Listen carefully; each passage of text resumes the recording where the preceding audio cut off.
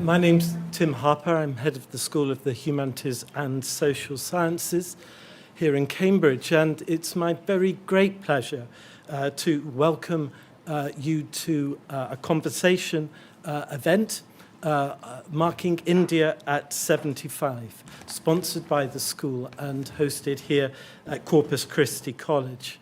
India at 75 is one of which I hope will be a number of occasions where we take the opportunity to reflect on India's past, present, and future.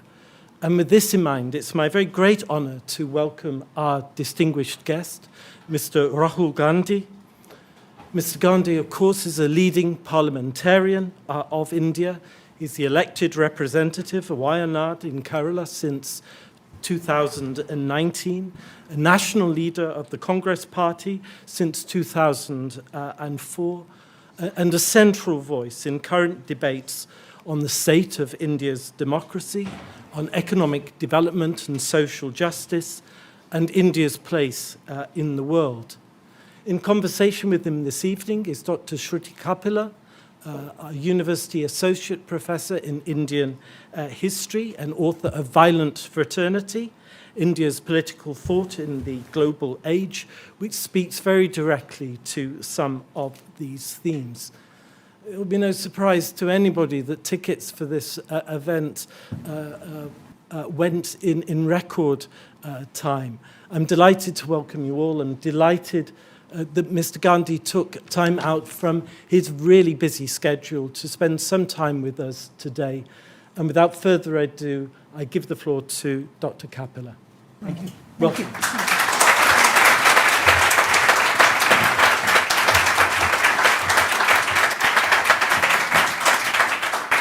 you. Well, thank you, Tim, and a very warm welcome. It's a total pleasure and joy to welcome Mr. Rahul Gandhi to Cambridge, to his own old home, but also my home here, away from home in India.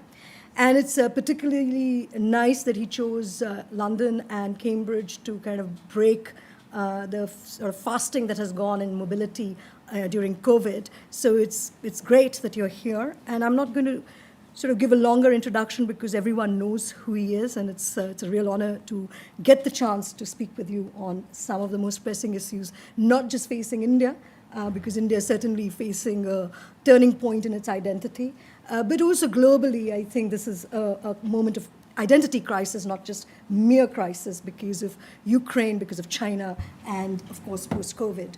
So let me actually say that, if we look at 75, 1947 is a landmark event, of course, in world history, not because India is, of course, the first country to be decolonized from the empire since America. So that in itself is a landmark event.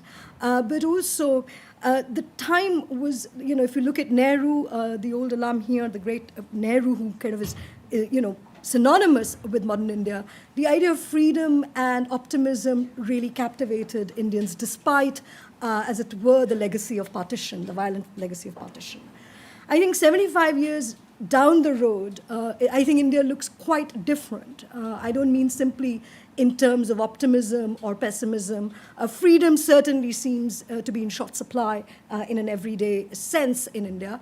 But also, I think, it's not really a secret that, in a way, India seems to be preparing for a new identity to anoint a different kind of India, perhaps in the centenary year of the formation of the RSS in 2025, which is to say that since the arrival of Prime Minister Modi, certainly in the second mandate, we've seen an aggressive recasting of India's legal and cultural institutions to redefine its compact, not just with its own citizens, but also in the world at large, its own identity in foreign policy terms. So let me, let's break all of this down, but first ask you how you would describe the state of play in India at the moment.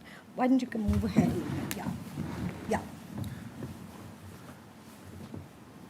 So, this is that. You have to move the chair closer, I'm afraid. Thank you.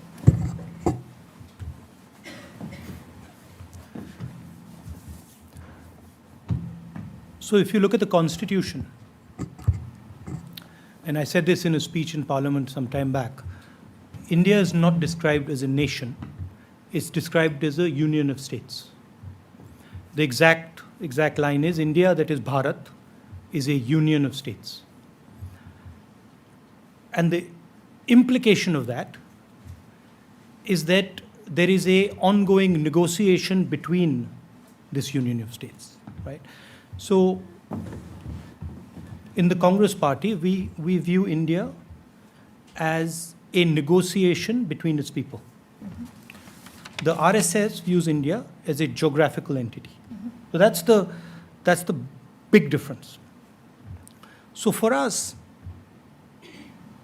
India comes alive when India speaks, and India dies when India goes silent. Okay? And what I see is going on is a systematic attack on the institutions that allow India to speak. Right? Parliament, the election system, the democratic system, the basic structure of democracy is being captured by one organization. And as the conversation is being stamped out, the deep state is entering those spaces and redefining the way that conversation is held. And you can see the impact of this in different parts of the country. You can see this in the type of policies that are being implemented as well. So, for example, if you look at the way GST was implemented, instead of having a detailed negotiation with the states, So that's a national taxation program. right, the GST is the tax. Instead of having a long conversation, detailed conversation with the states, it's just decided that on so and so date at midnight we're going to do GST, right? So it is, what I see as the big problem is the stamping out of the voice of 1 billion plus people. And that, I am absolutely convinced, is going to have repercussions. Okay, so I'm considered to be a tough supervisor, so I'm not going to let you go off so easily on that one, because some people would say that actually Modi is very popular. This has a huge amount of social mandate in India, and that the victory of Modi, in several regional elections, okay, some setbacks here or there, that actually this is popularly mandated, that perhaps Indians have changed, not so much the idea of India. A democratic contest depends on certain structures. It depends on a election system that is free. It depends on a judiciary that is completely independent. It depends on a press that is fair. And very importantly, it depends on the type of money that different political formations have. Right? So, if we are fighting an electoral contest, and we are fighting the institutional structure of India, right? We have taken things to the election commission, and we get no response, right? There are you can see the press in India. I mean, the press, if you look at the television in India, there's one gentleman who's on it all the time, nobody else, right? So, I mean, We know, yes. that's, you see one gentleman there, and he's the only gentleman who occupies that space. Now, in a sort of 21st century environment, where your means of communication is media, where your means of communication is social media, and they have total dominance over those, of course it will affect the mandate. So you think that in a way, the story of Hindu nationalism, how would you kind of want to assess the ascendancy of the idea of Hindu nationalism in relation to, say, Nehruvian India, or what Congress stood for, which was a multi-religious social compact? So don't you see that contest is much more about, this is not unique to India, you're seeing such exclusive forms of neo-nationalisms across the world. So how would you kind of, how would you want to sort of make a plea now for, as I said, for the older idea of India? Is it sort of worn out? Does it need? I'm not going to make a plea for it. No. That idea exists in India. And that idea is going to fight back. Now the question is, how is it going to fight back? That's right. Right? You can't impose a one ideology on a place that is as complicated as India, and you can see it. So as they push this sort of centralizing ideology, you can see the result in states like Tamil Nadu, you can see the results in states like Punjab, you can see the results in the Northeast, right? So you are putting pressure on the union, on the conversation, and it's going to react. If you think that it's not going to react, well, you're in for a surprise.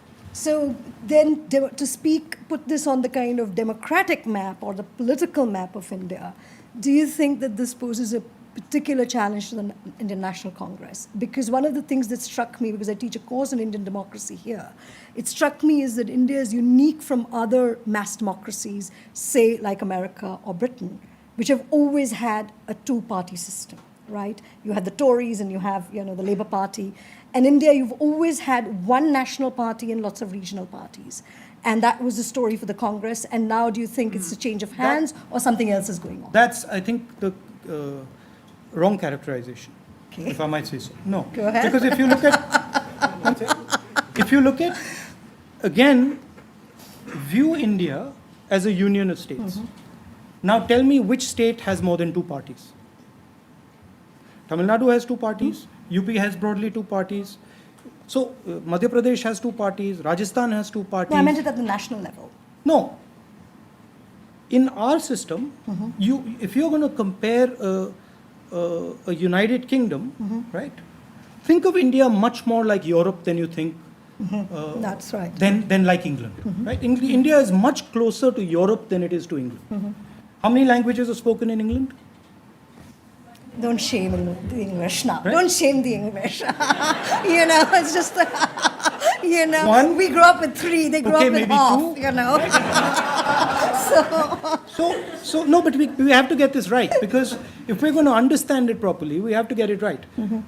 So it's much more accurate to think of India like Europe and think of a Europe that is politically and economically united. That's what India achieved Agreed. 70 years ago. Agreed. Right? Which, by the way, Europe hasn't achieved yet. No, it's a federation and broken again. And it's under pressure. So what was achieved 70 years ago was quite a powerful, unique thing. Absolutely. Right? But it requires conversation between these states. Now, where does the question of the Congress Party and the BJP come in? The National Party, right, is the party that stitches up the conversation. That's right. Right? So, actually, I don't see it as a real challenge for the Congress Party. I see it as a huge opportunity for the Congress Party if the Congress Party reacts to it properly. Right? And all political formations go through transitions. Right? If you look at the record of the Congress Party, everybody gets excited that we are now not in power for 7 years, we're in power for 70 years. Right? And we've played a significant role in developing the country and in bringing India to where it is. Of course, we need to reinvent ourselves. That's right. We need to rethink. We need to rethink what our role is. We need to rethink how we interact with the people. So what would be the first thing you would think requires a rethink? The first thing that requires rethink is opening the doors of the Congress Party and bringing in millions and millions of youngsters into the party. So a new, Right? That's the first the thing. millennium. Okay. All right. Now, you're clapping, but this is not so easy. Yes. This is not, I see, when I was your age, I was like, yeah, that thing's easy to do. Yeah. But after a while, it's not so easy to do. It can be done, it takes time, but it's not so easy to do. The second thing is that there's a ideological fight going on That's in right. India, right? There are two visions. One vision that says essentially the BJP vision, RSS vision, says the social order needs to be protected. Right? India should progress, but people shouldn't move up and down the social order. And what we are saying is that one man, one vote, everyone should have equal opportunity, everyone should have equal access. This is a contest. No, I get that, and that takes me straight to the question of the economy, because, of course, the UPA government in particular, and just years preceding to that, was the high moment of India, both in the global stage, but also the liberalization of the Indian economy, the rise of big tech in India, and, of course, the most ambitious and largest welfare programs in the world, such as the Manrega, the minimum employment guarantee scheme. Now, the question really is that sort of model, in the sense you had high growth, high private investment, high liberalization, high interaction with the global economy, but also high public spending in India. That, with under UPA, and that seems to me, and again, correct me if I'm wrong, that model doesn't seem to be a Modi's model, because he has very targeted welfare schemes. It's a whole. So in a way, the economic kind of basis, economic policies also that the UPA laid down, your government laid down, seem to be changing. So where do you see the kind of economic scenario at a time, actually, it coincides also with deglobalization.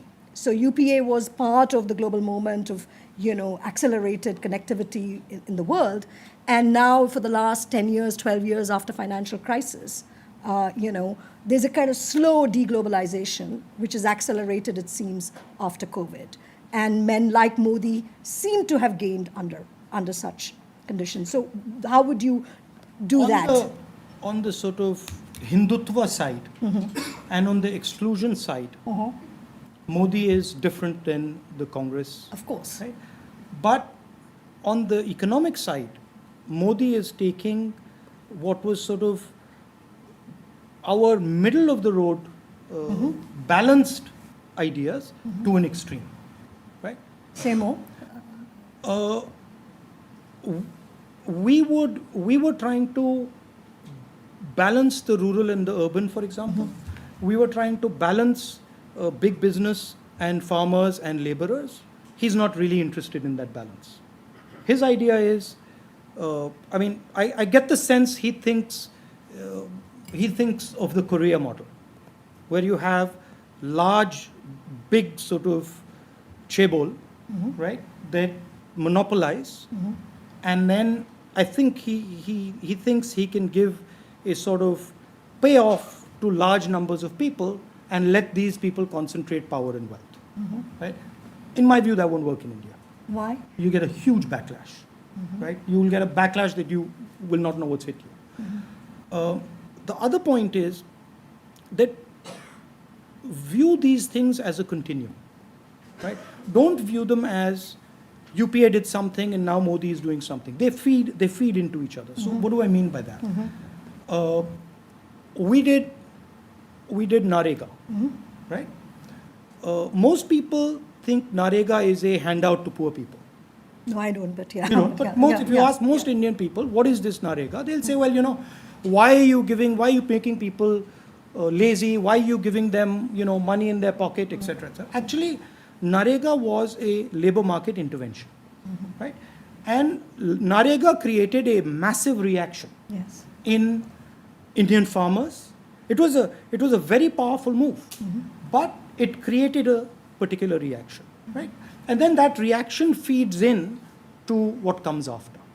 What I'm saying is, don't think that good policies carried out now won't later create a backlash that gets you something that doesn't look anything like what you were doing. Right? For example, Aadhaar. We had a totally different vision for Aadhaar. So let me just say, Aadhaar is universal identification in India, which was brought in.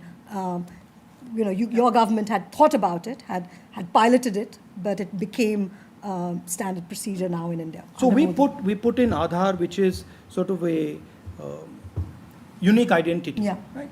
And in our wildest dreams, we didn't imagine what Aadhaar would be used for. Yes. Right. So that sense has to be there. You have to have a sense that something that you do right now looks very good can suddenly take another turn under another administration. So you mean it's more about surveillance rather than about... Today? Yeah, so... Oh, spell today, it- today. yeah. Aadhaar Yeah. has How would become, you describe it's become a weapon. Okay. It's become a political weapon. So that actually takes me to the question on, on actually big tech. This is Cambridge. This is the place where a lot of the tech happens for Britain. And, of course, there was Cambridge Analytica, as you know, from here on misinformation, and in which actually several Indian elections were involved, as you know, quite apart from Brexit and what happened on the international stage. You mentioned monopolies also as well. So they're two related questions, or you might want to take them separately. But it's sort of, even Biden is facing the question of monopolies, particularly around big tech. And it's going to be a big story about his presidency, whether that's going to be regulated or not. So there's the problem of kind of information around elections, campaigning, around, say, Facebook and WhatsApp and other big tech. And then there's a related question of monopolies, which in India is not a tech monopoly. In America, it's a tech monopolies that they need to be broken. How do you sort of see the new architecture of this kind of digital economy? Why do you say it's not a tech monopoly in India? No, I mean, there's other ones too, like Adani. Right. I mean, it's a multiple. It's not simply tech monopolies. It's a kind of, as you know, that from airports to, you were saying the other day, what I'm trying to say is that it seems to me that the world of deglobalization is leading to the rise of monopolies, both in America and India, for instance. And in India, it's kind of couple of places, but in America, it's much more about tech, as you know, and these are also related to politics, because how are we now going to conduct elections? Well, I'll tell you my personal experience. I don't believe that the large social media companies are neutral. Mm-hmm. I just don't believe that, right? At least my experience in Indian politics. Mm-hmm. And I can give you examples. I'll give you one personal example where on my Twitter account, I was getting 40,000 new users a day, right? And then I went to a girl was raped in Delhi, a Dalit girl, and I went there and I did a protest. And magically, my Twitter users went to zero. They went from 40,000 a day to zero. Right? And we wrote to Twitter and said, what's going on? Like, please explain this to us. No answer. They said, we don't have the data. We don't understand this. We are checking. 3 months later, we decided to get in touch with the Wall Street Journal. And we told the Wall Street Journal this. And a day before the Wall Street Journal article was coming out, it went back to 40,000. Yeah, that's interesting. That's my experience. Right? Now, it's the same with WhatsApp. I don't believe that these are neutral platforms. Yeah. Right? So what is to be done about them? For example, the head of Facebook has never met an Indian opposition leader. Yes. Right? He comes, he meets the Prime Minister, goes home. I think the CEO of Facebook was a BJP person.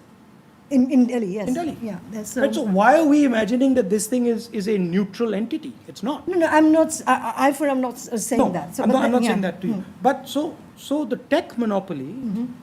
If you look at the way Indian elections are being fought, they're essentially being fought on these platforms. Yeah, that's right. They're being fought on WhatsApp. They're being fought not so much on Twitter, but on WhatsApp, on Facebook, on TikTok. Google. But TikTok's gone. Gone. Yes, I know. They were very important the last time. No, but this is very important. But this is very important, right? Yeah. TikTok's gone. Yes. Why is TikTok gone? Right? So, the first level of monopoly is the media monopoly. I think what someone said, 140, 160 media entities owned by one person. Yes. Right? So you have a media monopoly, and then you have multiple monopolies, business monopolies, That's right. that provide finance to the BJP. Right? So that's what we're facing.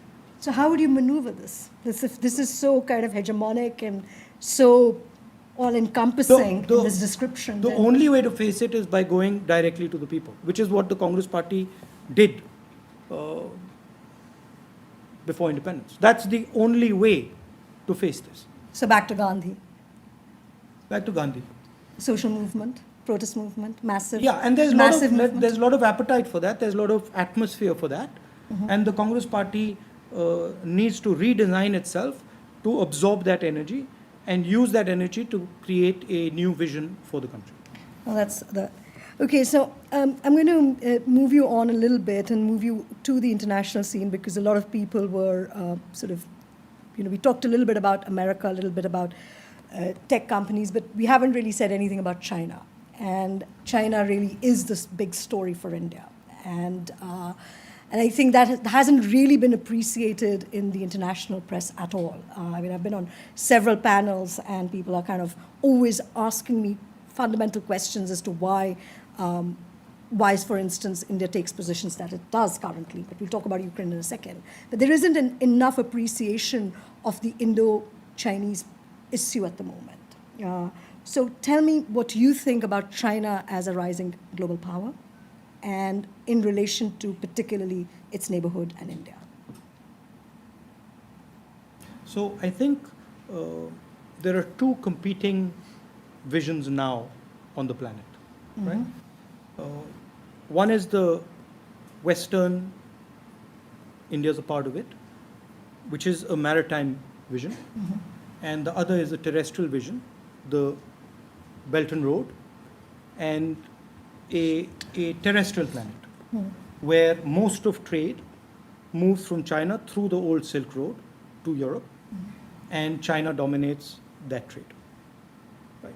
That's the clash, and that's what China is building, and what China is offering to the countries around it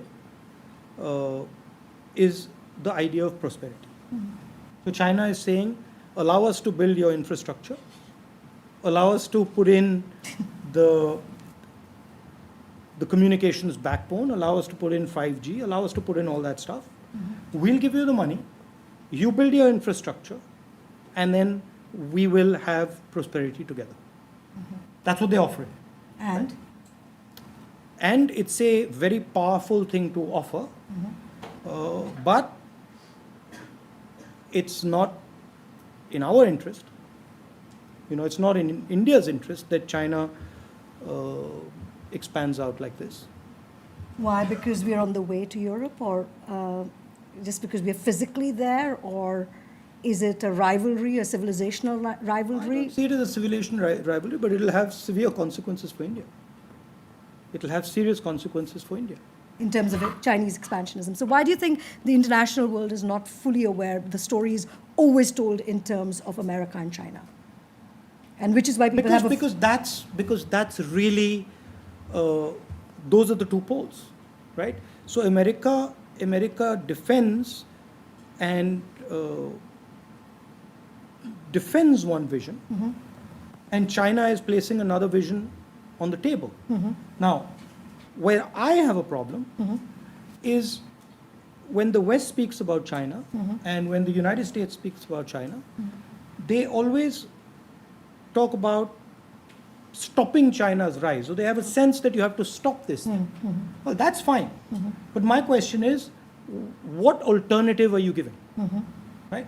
If China's promising prosperity, you can't say to India that, look, we will have a defense pact and we will fight with China without the prosperity part of it. Right? And so the Indian trade has to continue. Well, so to me, the real question is, if there is an alternative vision, that vision needs to actually create prosperity. It needs to create wealth. Right?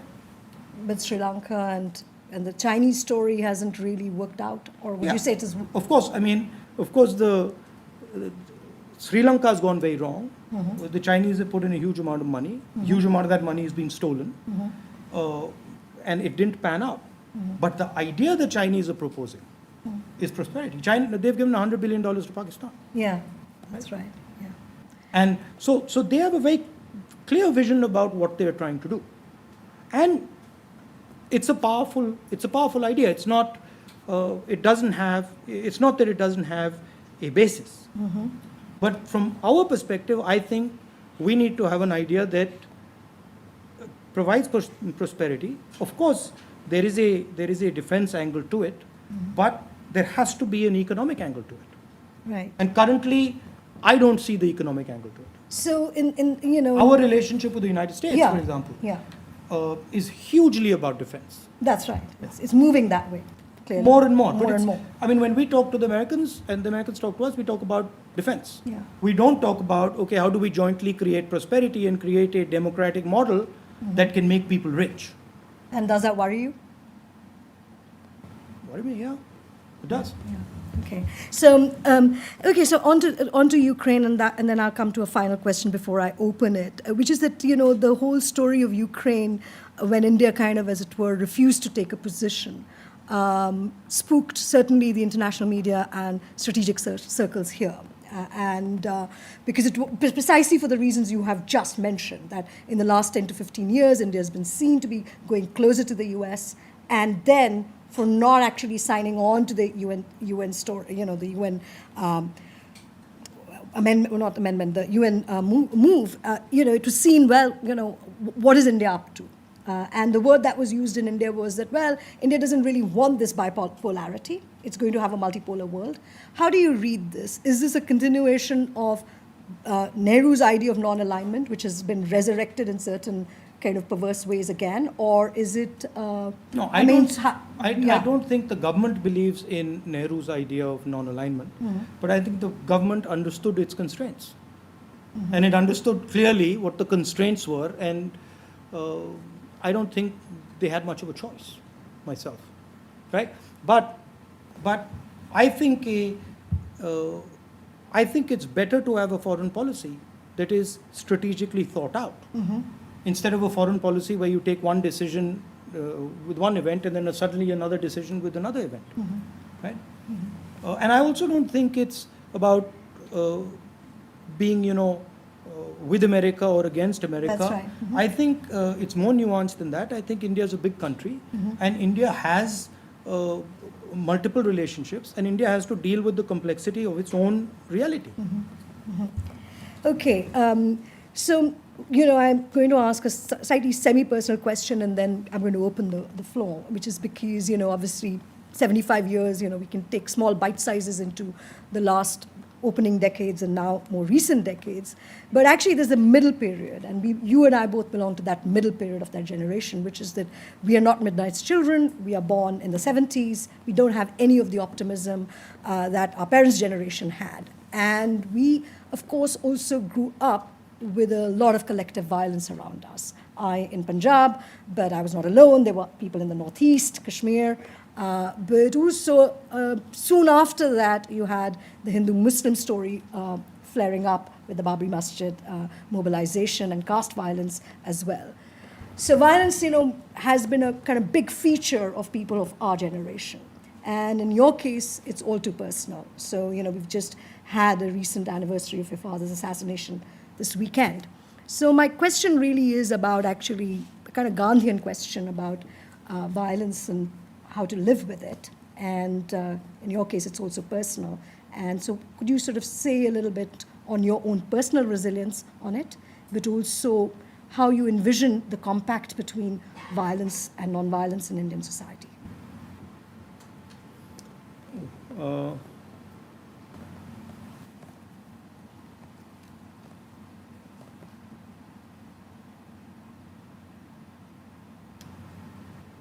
I think, the word that comes to mind is forgiveness, right? It's not precisely the most accurate. It's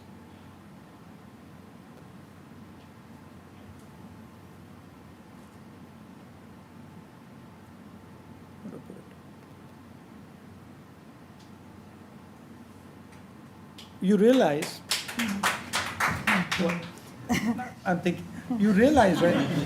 No, because I didn't mean to stump you, but it's No, you a haven't very stumped me. obvious. It's a very No, you obvious haven't- question. You haven't stumped me. I But no just- one's asked you. I'm surprised. No, they've asked. Have they? I've not. Then why don't you have the? Because why don't I know I'm the trying answer? to go deeper in the answer. Okay, let's do this. So, I think in life, you will always, especially if you're in places where large energies are moving, right? You will always get hurt. It's not, if you do what I do, you will get hurt. It's not a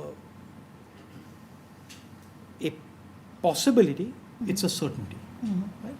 Because it's like swimming in a ocean with big waves, right? You are going to go under. It's not that you're not, right? So then, when you go under, you learn how to react properly. So when you So loss is productive. Loss the versus- single biggest learning experience of my life was my father's death. There is no bigger experience than that. Right? Now, I can look at it and say, the person who, or the force that killed my father, caused me tremendous pain. Sure, it's correct. As a son, I lost my father, and many of you would have, and that's very painful. But then I can't get away from the fact that that same event also made me learn things that I would have never ever learned otherwise. Right? So, as long as you're ready to learn, it doesn't matter how nasty people are or how evil people are, as long as you're ready to learn. If I turn around and, Mr. Modi attacks me and I say, oh my God, he's so vicious, he's attacking me. That's one way of looking at it. And the other way of looking at it is say, great, I just learned something from him. Give me some more. Okay. Very Gandhian. But now, yeah, with you. No, but you come to this, right? When you're facing an attack, you come to this. There is no other realization possible. It's like that. There's a poem. I don't remember the name. It's written by, I think it's a Palestinian person All right. who's been put in jail. Okay. I'll send it to you. Okay. And he's talking to the jailer. And the jailer, he says to the jailer, look, from the small window of my cell, I can see your big cell. Right. Right? So everyone's in jail, Right. right? Right. And you've got to be able to see that properly. Right. And if you see that properly, then you can figure out ways to deal with it or ways to get out. Well, thank you. First.